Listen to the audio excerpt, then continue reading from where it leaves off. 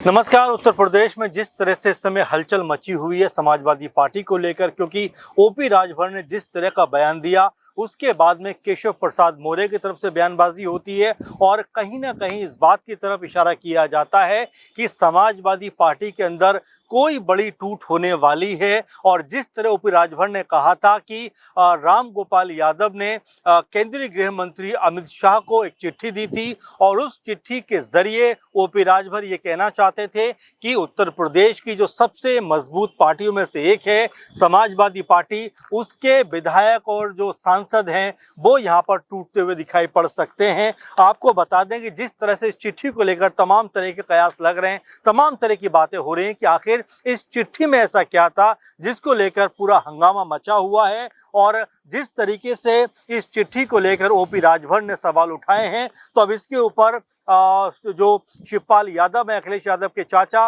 वो यहाँ पर अपना पक्ष रखते हुए नजर आते हैं, बयान देते हुए नजर आते हैं। वो बड़े हल्के फुल्के ढंग में कहते हैं कि कई बार अपने क्षेत्र की समस्याएं होती हैं, उनको चिट्ठी में लिखकर बताया जाता है, चिट्ठी के जरिए अपना जो भी समस्या है वो पहुंचाई जाती है। लेकिन इस चिट्ठी के जरिए जिस तरह से ओपी राजभर माहौल बनाने का प्रयास कर रहे हैं वो उनके लिए कतई भी फायदेमंद नहीं होगा, बल्कि शिवपाल यादव तो यहाँ तक कहते हुए नजर आते हैं कि आने वाले विधानसभा चुनाव में राजभर की इतनी करारी हार होगी कि वो विधानसभा का मुंह नहीं देख पाएंगे। साथ ही ओपी राजभर को लेकर शिवपाल यादव ने कहा कि ना सिर्फ ओपी राजभर बल्कि बीजेपी के जो लोग हैं वो भी पूरी तरीके से झूठ बोलते नजर आते हैं, समय समय पर साजिशें रचते हैं, लेकिन वो अपनी साजिश में कामयाब नहीं हो पाते। और जिस तरीके से समाजवादी पार्टी के तमाम सांसदों के टूटने की खबर जो है बताई जाती है, कहानी गढ़ी जाती है, उसको लेकर भी शिवपाल यादव कहते हैं कि कोई भी सपा का सांसद यहाँ से वहाँ नहीं जाने वाला है, पूरी तरीके से पार्टी जो है मजबूत है।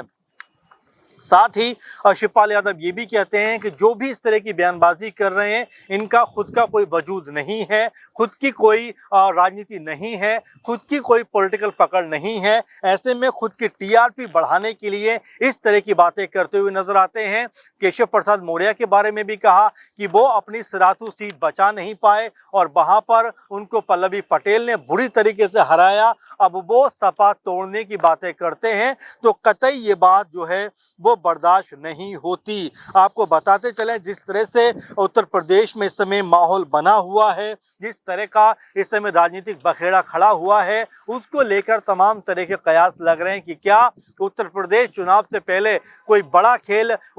यूपी में होता हुआ दिखाई पड़ेगा, क्या समाजवादी पार्टी के अंदर बड़ी टूट होती हुई दिखाई पड़ेगी। क्योंकि बार बार ऑपरेशन लोटस का जिक्र किया जाता है, ऑपरेशन टाइगर का जिक्र किया जाता है। आपने देखा किस तरह से आम आदमी पार्टी के 6-7 सांसदों ने आम आदमी पार्टी को छोड़कर बीजेपी का दामन पकड़ लिया। अगर हम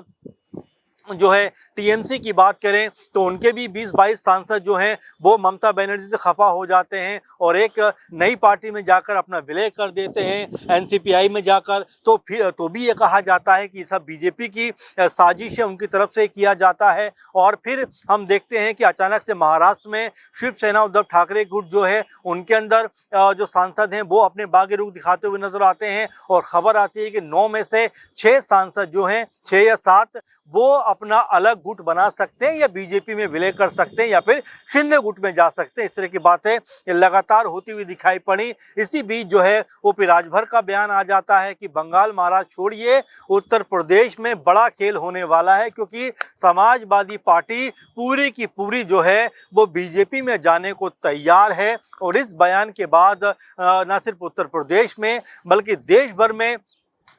एक बड़ा हंगामा होता हुआ दिखाई पड़ता है कि क्या जो तमाम विपक्षी पार्टियां हैं उनको इसी तरह से तोड़ा जाता रहेगा, क्या इसी तरह से उनकी राजनीति खत्म की जाती रहेगी। और जिस तरीके से ओपी राजभर ने ये बयान दिया उसके बाद में जो है केशव प्रसाद मौर्य शाम को बयान देते हुए नजर आते हैं। वो कहते हैं कि तकरीबन 25-26 जो सांसद हैं वो समाजवादी पार्टी से अलग हो सकते हैं, टूट सकते हैं। अब वो कौन कौन से नाम हैं, कौन कौन से चेहरे हो सकते हैं, इसके बारे में कुछ भी नहीं बताया जाता। लेकिन हाँ, ये जरूर कहा जाता है कि बहुत जल्दी ये टूट होती हुई दिखाई पड़ सकती है और ये सांसद जो हैं ये हमारे संपर्क में है, ये बात जो है केशव प्रसाद मौर्य कहते हुए दिखाई पड़ते हैं। तो जाहिर बात है कि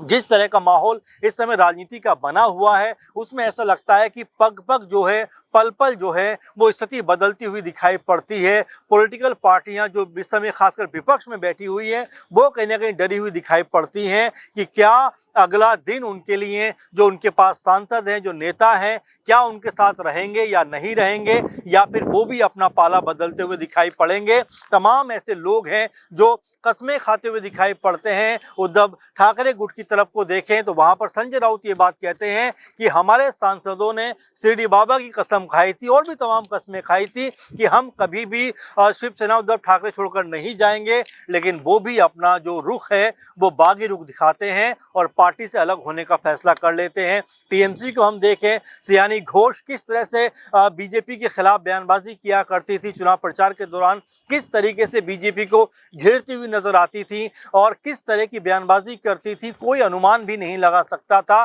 कि सियानी घोष जो है वो टीएमसी छोड़कर बीजेपी या फिर अलग दल अपना बनाकर उसमें शामिल हो सकती हैं। अब इस तरह की जो चीज़ें सामने आई हैं उसके बाद में कहीं ना कहीं जो ये अटकलबाजियां शुरू हुई हैं एक तरीके समाजवादी पार्टी को लेकर, तो ये कहा जा रहा है कि इतना हल्के ढंग में इन चीज़ों को लेना ठीक नहीं अखिलेश यादव के लिए, क्योंकि जिस तरह की बातें निकलकर सामने आती हैं क्या उनकी पार्टी के नेता कहीं संपर्क में तो नहीं है, क्योंकि यही बात उद्धव ठाकरे कहा करते थे, यही बातें ममता बनर्जी के साथ में नजर आती थी, यही बातें राघव चड्ढा कहा करते थे, लेकिन रफ्ता रफ्ता सभी ने अपना ना सिर्फ रास्ता बदला बल्कि बीजेपी को मजबूत करने का काम किया। तो कहीं मदहोशी के आलम में अखिलेश यादव रह ना जाए, कहीं अखिलेश यादव इसको हल्के फुल्के ढंग में टालते हुए दिखाई ना पड़े, कहीं ऐसा ना हो कि वो आंखें मूंदे रहें और एक तरीके से जो कहावत थी कि दिल्ली अभी दूर है, तो कहीं इस मुगालते में रहकर वो अपनी पार्टी से कुछ जो उनके सदस्य हैं, चाहे वो एमपी हों या वो एमएलए हों, उनको गवाते हुए नजर ना आ जाए, इसलिए वो अपनी पार्टी पर नजर बनाए रखें। क्योंकि ओपी राजभर ने भी इस बात का इशारा किया कि मैं तो उनको आगाह कर रहा था कि वो अपनी पार्टी को बचाएं, नहीं तो उनकी पार्टी उनके हाथ से निकल सकती है। और यहाँ पर अखिलेश यादव उल्टा मुझे ही सबक सिखाते हुए दिखाई पड़ रहे हैं, तो ये ओपी राजभर का कहना है। लेकिन जिस तरीके से अब यहाँ शिवपाल यादव ने पूरी कहानी के ऊपर अपना कह सकते हैं बयान जारी किया है, उसको देखकर तो ऐसा लगता है कि वो मामले की लीपापोती करने का प्रयास तो नहीं कर रहे, क्योंकि खुलकर तो कोई बात नहीं कह रहे हैं कि हाँ चिट्ठी तो दी गई है, क्योंकि ये वीडियोस में भी दिखाई पड़ता है, फोटोज में भी नजर आता है। अब ये चिट्ठी आखिर क्यों दी गई, किस लिए दी गई, क्या पार्टी को उसके बारे में पता था, क्या पार्टी जानती थी, अखिलेश यादव जानते थे, ये तमाम सारे सवाल जो हैं वो यहाँ पर उठ के दिखाई पड़ते हैं। क्योंकि ओपी राजभर ने एक इशारा किया है, उसके बाद क्या अखिलेश यादव तफ्तीश करते हुए दिखाई पड़ रहे हैं। और शिवपाल यादव ने जो बात कही है कि कई बार जो है लोग इस तरह से अपने क्षेत्र की समस्याओं को रखते हुए नजर आते हैं, अपने क्षेत्र की समस्याओं को बताते हुए दिखाई देते हैं, तो क्या ये समस्या सिर्फ रामगोपाल यादव के क्षेत्र में थी, बाकी समाजवादी पार्टी के जो नेता हैं, जो एमपी हैं, एमएलए हैं, उनके क्षेत्र में नहीं थी? ये सवाल अपने आप में उठ के दिखाई पड़ता है। और ये सवाल इसलिए भी उठ के नजर आता है कि रामगोपाल यादव जो हैं वो यादव परिवार से हैं, तो जाहिर बात है कि उनका इस तरह चिट्ठी देना सवालों के घेरे में ज़रूर आता है। अब जो शिवपाल यादव ने कहा है कि चलिए उस चिट्ठी में ऐसा कुछ खास नहीं था, उसमें हो सकता है कि ये बात लिखी हो कि हमारे क्षेत्र में विकास होना चाहिए, वो ये बात भी कहते हुए नजर आए कि जब संसद का सत्र होता है तो कई सांसद ऐसा करते हुए दिखाई पड़ते हैं, लेकिन रामगोपाल यादव यूं ही आम सांसद नहीं है बल्कि सपा के मजबूत नेताओं में से एक हैं, अखिलेश यादव के सबसे करीबी लोगों में से एक है। यहाँ पर अगर उनका चिट्ठी देना किस तरफ इशारा करता है इसकी तफ्तीश भी होनी चाहिए, वरना ओपी राजभर ने जो बात कही है कहीं ऐसा ना हो कि